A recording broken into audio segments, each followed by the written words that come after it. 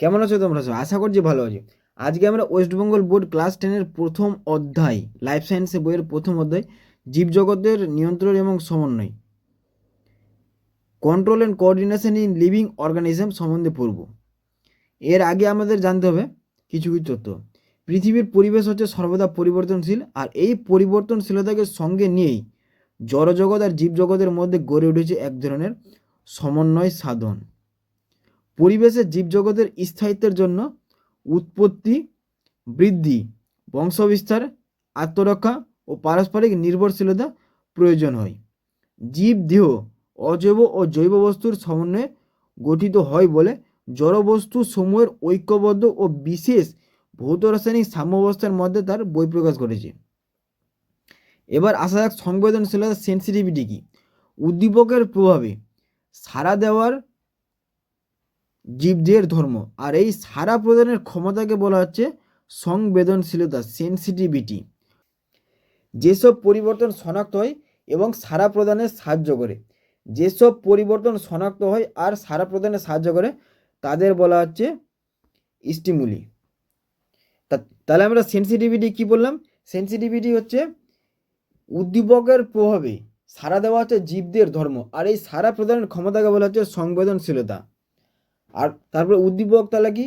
উদ্দীপক হচ্ছে যেসব পরিবর্তন শনাক্ত হয় এবং সাড়া প্রদানে সাহায্য করে তাদের বলা হচ্ছে উদ্দীপক। উদ্দীপক হচ্ছে এক ধরনের শক্তি যা জীবদের বাইরে পরিবেশে উৎপন্ন হতে পারে অথবা জীবদের আভ্যন্তরীণ পরিবেশে উৎপন্ন হতে পারে। এই উদ্দীপকের প্রভাবে জীবদের নিয়ন্ত্রণ, অনুকূল বা প্রতিকূল অবস্থার সৃষ্টি করতে পারে। প্রাণীদের ক্ষেত্রে আর উদ্ভিদের ক্ষেত্রে ভিন্ন রকম। প্রাণীদের ক্ষেত্রে উদ্দীপক ভৌত সমন্বয়কারী তন্ত্র বা স্নায়ুতন্ত্রের মাধ্যমে এবং রাসায়নিক সমন্বয়কারী তন্ত্র বা হরমোনের মাধ্যমে ঘটতে পারে। অপরদিকে উদ্ভিদের ক্ষেত্রে সমন্বয় সাধন উদ্ভিদ হরমোন বা ফাইটো হরমোনের মাধ্যমে ঘটতে পারে। এবার আমরা পড়ব চলন আর গমন সম্বন্ধে। চলন হচ্ছে মুভমেন্ট আর গমন হচ্ছে লোকোমোশন। তাহলে চলন আমরা কি বলবো?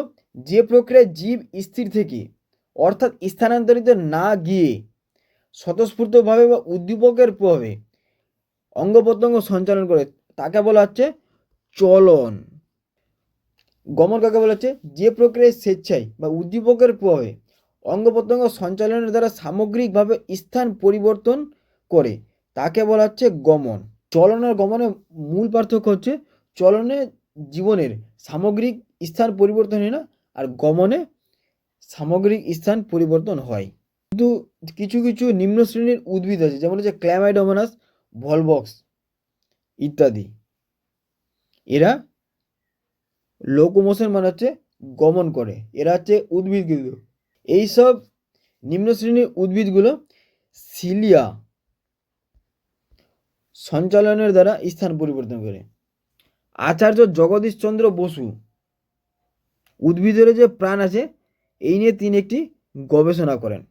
বিজ্ঞানী আচার্য জগদীশচন্দ্র বসু মহাশয় উদ্ভিদের সংবেদনশীলতা সংক্রান্ত ঘটনার পরিপ্রেক্ষিতে প্রমাণ করে দেখান যে উদ্ভিদেরও প্রাণ আছে, আর উদ্দীপনা প্রয়োগে তারাও প্রতিক্রিয়া সৃষ্টি করতে পারে। যেমন প্রাণীরা স্নায়ুতন্ত্রের মাধ্যমে প্রতিক্রিয়া দেখায়। উদ্দীপক প্রভাব, উদ্দীপক প্রয়োগ যেমন হচ্ছে আঘাত, স্পর্শ, দমকা হওয়া ইত্যাদি। লজ্জাপতি উদ্ভিদের পাতার পত্রগুলি মুদ্রে দেয়, কারণ পত্রগুলির উদ্দীপ্ত হলে উদ্দীপনা পত্রবিন্দের গোড়ার কোষে প্রেরিত হয় এবং পত্রগুলির উপাদান কোষ থেকে জল বা অন্য কোনো কোষে স্থানান্তরিত হওয়ায় কোষগুলির রসস্ফীতি পরিবর্তন করে, ফলে পত্রগুলি নুয়ে পড়ে। লজ্জাপতি পাতায় স্পর্শ করা মাত্রই লজ্জাপতি পাতার রসস্ফীতি চাপ কমে যায়, এর ফলে পত্রগুলি নুয়ে পড়ে। আবার উদ্দীপকের প্রভাব মুক্ত হলে আবার পূর্বাবস্থায় ফিরে আসে। ফিরে আসার সময় উদ্দীপকের তীব্রতার উপর নির্ভর করে।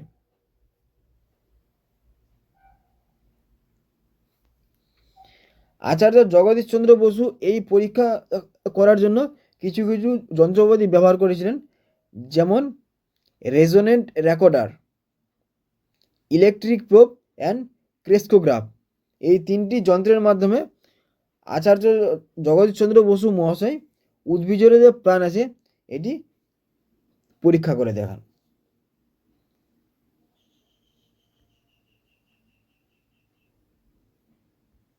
আর এই পরীক্ষাটি তিনি লজ্জাবতী, মিমোসা পুডিকা এবং বনরাচল ডেসমোডিয়াম গাইরেন্স উদ্ভিদের ওপর সফলভাবে পরীক্ষা করে দেখান। পেশি ছাড়া উদ্ভিদের নড়াচড়া বিজ্ঞান। মূল মেকানিজম এটা হচ্ছে কোষের রসস্ফীতির তারতম্যের জন্য চেঞ্জেস ইন টার্গাস প্রেসার, কোষের রসস্ফীতির তারতম্যের জন্য। এই পরীক্ষাটি তিনি লজ্জাবতী গাছে করেন আর বনরাচল। লজ্জাবতী গাছের পত্রকগুলি স্পর্শ করা মাত্রই পত্রকের মধ্যে থাকা রসস্ফীতি চাপ কমে যায়, এরপর আবার বাহ্যিক প্রভাব মুক্ত হলেই নিজের অবস্থায় ফিরে আসি। এবার আমরা পড়ব উদ্ভিদের চলন, প্ল্যান্ট মুভমেন্ট। প্রায় সমস্ত ধরনের উদ্ভিদে চলন লক্ষ্য করা যায়, কিন্তু কতিপয় নিম্ন শ্রেণীর কিছু উদ্ভিদ রয়েছে, ক্ল্যামাইডোমোনাস, ভলবক্স, ডায়াডম, এরা গমন করে।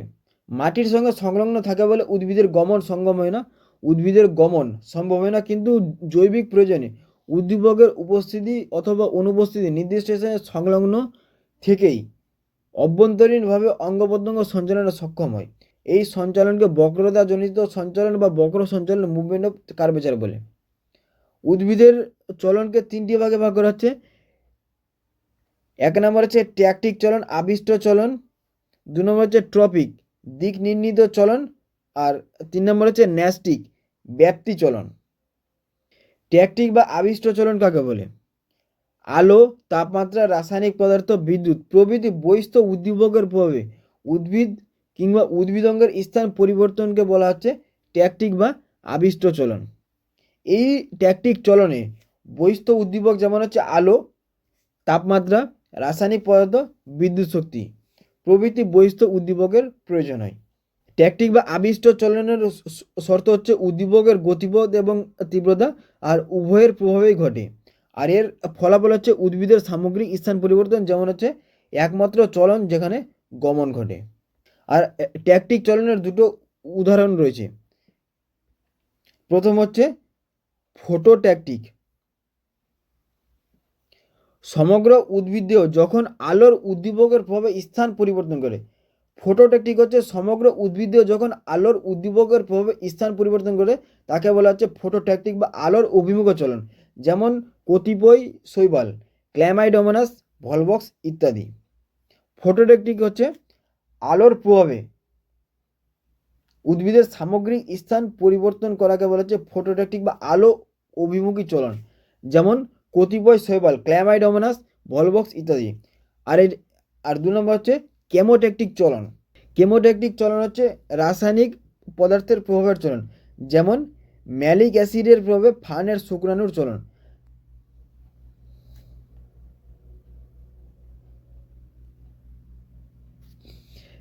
এই ক্ল্যামাইডোমোনাস ও ভলবক্সের চলন প্রধানত আলোর অভিমুখে ঘটে, কিন্তু তীব্র আলোকে এরা আলোর বিপরীত দিকেও গমন করে, তখন তাকে বলা হচ্ছে প্রতীপ আলোকবর্তী চলন। দু নম্বর হচ্ছে ট্রপিক চলন, দিক নির্ণীত চলন। উদ্দীপকের উৎসের দিকে বা উদ্দীপকের গতিপথের দিকে উদ্ভিদঙ্গের চলনকে বলা হচ্ছে দিক নির্ণীত চলন। ট্রপিক চলন, এই চলন উদ্দীপকের উৎসের গতিপথ অনুসারে নিয়ন্ত্রিত হয়।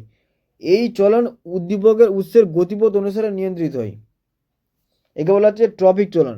এটি এক প্রকার বৃদ্ধিজনিত বক্র চলন, হরমোন দ্বারা প্রভাবিত হয়, অক্সিন। ট্রপিক চলনের তিনটে ভাগ রয়েছে। প্রথম ভাগ হচ্ছে ফটোট্রপিক চলন, আলোকবৃত্তি চলন। উদ্ভিদঙ্গের চলন যখন আলোর উৎসের গতিপথ অনুসারে হয়, তখন তাকে বলা হচ্ছে আলোকবর্তী চলন বা ফটোট্রপিক চলন।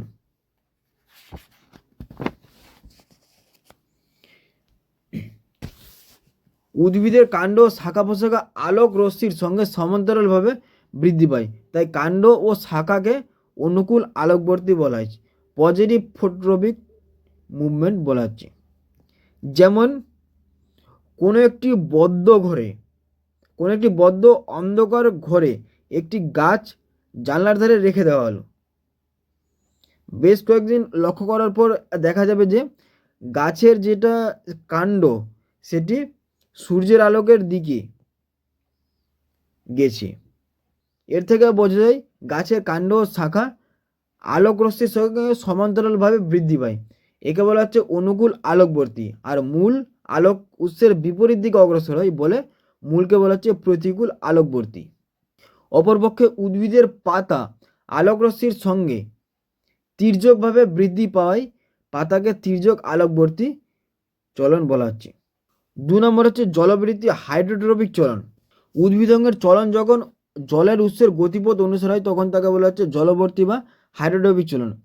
হাইড্রোট্রপিক চলন হচ্ছে উদ্ভিদঙ্গের চলন যখন জলের উৎসের গতিপথ অনুসারে হয় তখন তাকে বলা হচ্ছে জলবৃত্তি বা হাইড্রোট্রপিক চলন। উদ্ভিদের মূল সর্বদা জলের উৎসের দিকে বৃদ্ধি পায়, তাই মূলকে অনুকূল জলবর্তী চলন বলা হচ্ছে। অপরপক্ষে কাণ্ড সর্বদা জলের উৎসের বিপরীত দিকে বৃদ্ধি পায়, তাই কাণ্ডকে প্রতিকূল জলবর্তী বলা হচ্ছে। 3 নম্বর হচ্ছে অভিকর্ষ বৃত্তি জিওট্রপিক চলন। 3 নম্বর হচ্ছে জিওট্রপিক বা অভিকর্ষ বৃত্তি। উদ্ভিদঙ্গের চলন যখন মাধ্যাকর্ষণ শক্তির প্রভাবে অভিকর্ষের গতিপথ অনুসারে হয় তখন তাকে বলা হচ্ছে অভিকর্ষ বৃত্তি বা জিওট্রপিক চলন। উদ্ভিদের মূল সর্বদা অভিকর্ষের টানে পৃথিবীর ভরকেন্দ্রের দিকে অগ্রসর হয়, এই কারণে মূলকে বলা হচ্ছে অনুকূল অভিকর্ষবর্তী। কাণ্ড মাটির উপরে পৃথিবীর ভরকেন্দ্রের বিপরীত দিকে বৃদ্ধি পায়, তাই কাণ্ডকে প্রতিকূল অভিকর্ষ বৃত্তি বলা হয়। সর্বশেষ চলন হচ্ছে ন্যাস্টিক চলন বা ব্যাপ্তি চলন। উদ্ভিদঙ্গের চলন যখন উদ্দীপকের গতিপথ অনুসারে নিয়ন্ত্রিত না হয়ে উদ্দীপকের তীব্রতার উপর নির্ভর করে নিয়ন্ত্রিত হয় তখন সেই প্রকার চলনকে বলা হচ্ছে ন্যাস্টিক বা ব্যাপ্তি চলন। উদ্ভিদঙ্গের চলন যখন উদ্দীপকের গতিপথ অনুসারে নিয়ন্ত্রিত না হয়ে উদ্দীপকের তীব্রতার উপর নির্ভর করে তখন সেই প্রকার চলনকে ন্যাস্টিক চলন বা ব্যাপ্তি চলন বলা হচ্ছে। ন্যাস্টিক চলন উদ্দীপকের তীব্রতার উপর নির্ভর করে কিন্তু গতিপথের উপর নয়। ন্যাস্টিক চলন হচ্ছে উদ্দীপকের গতিপথের অনুসারে হবে না কিন্তু উদ্দীপকের তীব্রতার উপর নির্ভর করে। প্রথম হচ্ছে ফোটোন্যাস্টিক চলন। উদ্ভিদঙ্গের সঞ্চালন যখন আলোর তীব্রতার দ্বারা নিয়ন্ত্রিত হয় তবে তাকে ফোটোন্যাস্টিক বা আলোক ব্যাপ্তি চলন বলেছে, যেমন পদ্ম, সূর্যমুখী প্রভৃতি। এইসব গাছের ফুল সূর্যের আলো যখন তীব্র হয় তখন ফুটে, আর যখন কম হয়ে যায় সূর্যের আলো তখন ফুলগুলি বুঝে যায়। 2 নম্বর হচ্ছে থার্মোন্যাস্টিক বা তাপব্যাপ্তি চলন। উদ্ভিদঙ্গের সঞ্চালন বা চলন যখন উষ্ণতার তীব্রতার দ্বারা নিয়ন্ত্রিত তখন এই চলনকে থার্মোন্যাস্টিক চলন বা তাপব্যাপ্তি চলন বলেছে, যেমন টিউলিপ ফুলের পাপড়ি অধিক তাপে খোলে আবার কম তাপে বুঝে যায়।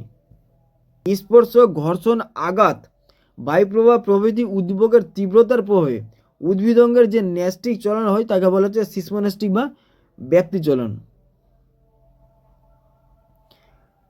সিসমোন্যাস্টিক বা ব্যাপ্তি চলন হচ্ছে স্পর্শ, ঘর্ষণ, আঘাত বা বায়ুপ্রবাহ প্রভৃতি বহিস্থ উদ্দীপকের প্রভাবে ঘটে। সর্বশেষ চলন হচ্ছে কেমোন্যাস্টিক বা রাসায়নিক ব্যাপ্তি চলন। কোনো রাসায়নিক পদার্থের যেমন প্রোটিন, ইথার, ক্লোরোফর্ম প্রভৃতির সংস্পর্শে উদ্ভিদঙ্গের যে সঞ্চালন বা চলন ঘটে তাকে বলা হচ্ছে কেমোন্যাস্টিক বা রসায়নিক ব্যাপ্তি চলন। যেমন সূর্য শিশির পতঙ্গভুক উদ্ভিদের পাতার কোর্সিকাগুলি পতঙ্গের স্পর্শে আসা মাত্রই বেঁকে গিয়ে পত্রগুলি আবদ্ধ করে। কেমোন্যাস্টিক চলনে রাসায়নিক পদার্থ যেমন হচ্ছে প্রোটিন, ইথার, ক্লোরোফর্ম প্রভৃতি রাসায়নিক পদার্থ বহিস্থ উদ্দীপক হিসাবে দরকার, আর পতঙ্গভুক উদ্ভিদের পাতার কোর্সিকাগুলি পতঙ্গের প্রোটিনের সংস্পর্শে আসা মাত্রই বেঁকে গিয়ে শিকারকে আবদ্ধ করে। চ্যাপ্টারটা মোটামুটি শেষ হলো।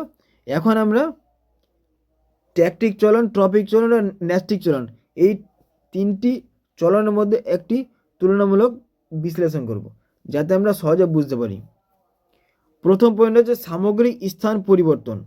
ট্যাকটিক চলনে উদ্ভিদের সামগ্রিক স্থান পরিবর্তন হয়, ট্রপিক চলনে সামগ্রিক স্থান পরিবর্তন হয় না, আর ন্যাস্টিক চলনে সামগ্রিক স্থান পরিবর্তন হয় না। 2 নম্বর হচ্ছে উদ্দীপকের প্রভাব, তীব্রতা ও গতিপথ।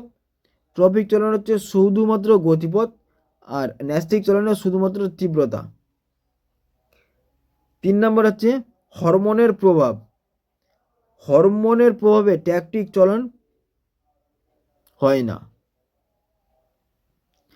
ট্রপিক চলনে হরমোনের প্রভাব দরকার হয়, যেমন হচ্ছে অক্সিন, আর ন্যাস্টিক চলনে দরকার হয় না।